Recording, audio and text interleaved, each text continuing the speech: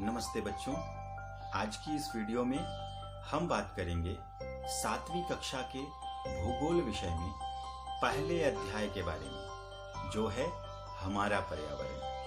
तो आइए चलें जानते हैं पर्यावरण के बारे में। बच्चों, इस पाठ की शुरुआत हम एक कहानी से करते हैं। रवि आप ही की तरह किसी विद्यालय का एक छात्र है। लंबी छुट्टियों के बाद जब रवि एक दिन स्कूल जा रहा था, तब उसने देखा कि उसके स्कूल के निकट खेल के मैदान में खुदाई हो गई थी। वही एक मैदान उनके खेलने के लिए वहाँ पर था।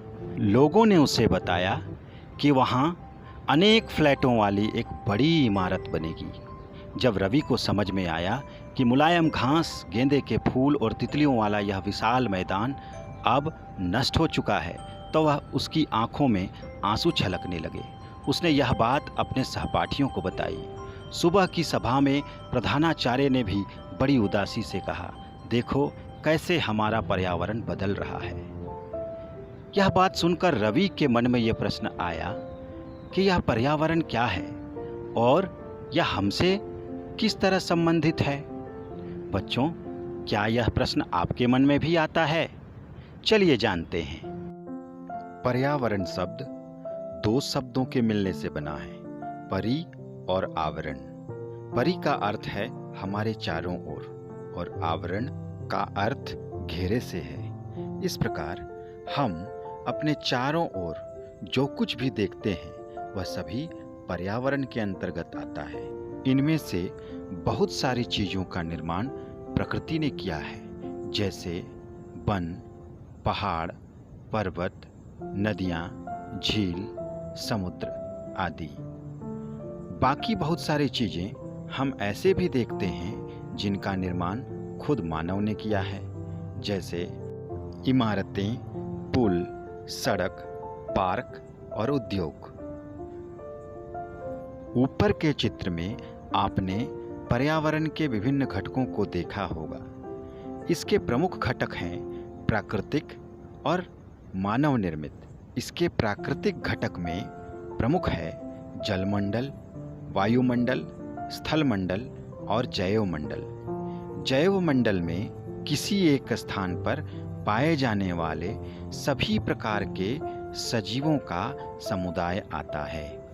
पृथ्वी पर नदी, झील, समुद्र, महासागर आदि से बने जल क्षेत्र को जलमंडल कहा जाता है। यह सभी जीवों के लिए आवश्यक है। स्थलमंडल वह क्षेत्र है जो हमें कृषि, वन तथा बस्तियों के लिए भूमि, पशुओं के लिए घास स्थल प्रदान करता है।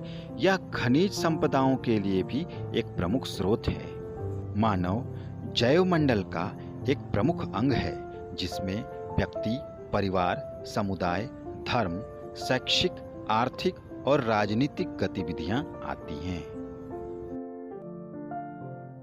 अब हम हमारे प्राकृतिक पर्यावरण को अलग से समझेंगे। भूमि, जल, वायु, पेड़ पौधे और सभी जीव जंतु मिलकर हमारा प्राकृतिक पर्यावरण बनाते हैं। वायुमंडल, जलमंडल और स्थलमंडल इसके क्षेत्र हैं। ऊपर दिए गए चित्र में हम पर्यावरण के विभिन्न क्षेत्रों को देख सकते हैं। इसमें जलमंडल, वायुमंडल, स्थलमंडल और जैवमंडल को दिखाया गया है। बच्चों, मनुष्य ने आदिकाल से ही इस प्राकृतिक पर्यावरण में अपनी आवश्यकतानुसार बदलाव किया है और अपनी सुविधानुसार विभिन्न वस्तुओं का निर्माण किया है। इन्हीं वस्तुओं को हम मानव निर्मित पर्यावरण के नाम से जानते हैं। बच्चों, क्या आप अपने चारों ओर कुछ ऐसे वस्तुओं की सूची बना सकते हैं जिन्हें या तो प्रकृति ने बनाया है या फिर मनुष्य ने बनाया है। मानव निर्मित पर्यावरण में सड़क, रेल, कारखाने, पार्क, म्यूजियम और इमारतें आदि आते हैं। बच्चों, क्या आप बता सकते हैं कि पारितंत्र क्या है? एक ऐसी व्यवस्था अथवा तंत्र जहां सभी प्रकार के सजीव अपने प्राकृतिक पर्यावरण के विभिन्न घटकों के साथ परस्पर अनुक्रिया कर निवास करते हैं उसे पारितंत्र कहा जाता है।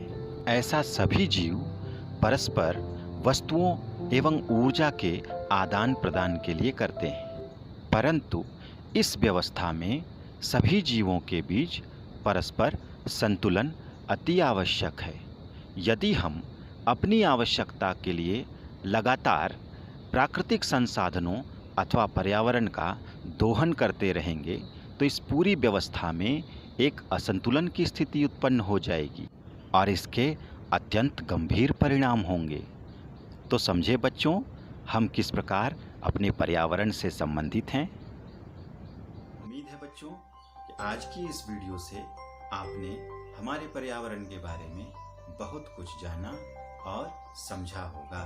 उम्मीद है आप अपने पाठ्य पुस्तक के अभ्यास प्रश्नों के हल इस वीडियो की सहायता से कर पाएंगे। तो मिलते हैं अगली वीडियो में। धन्यवाद।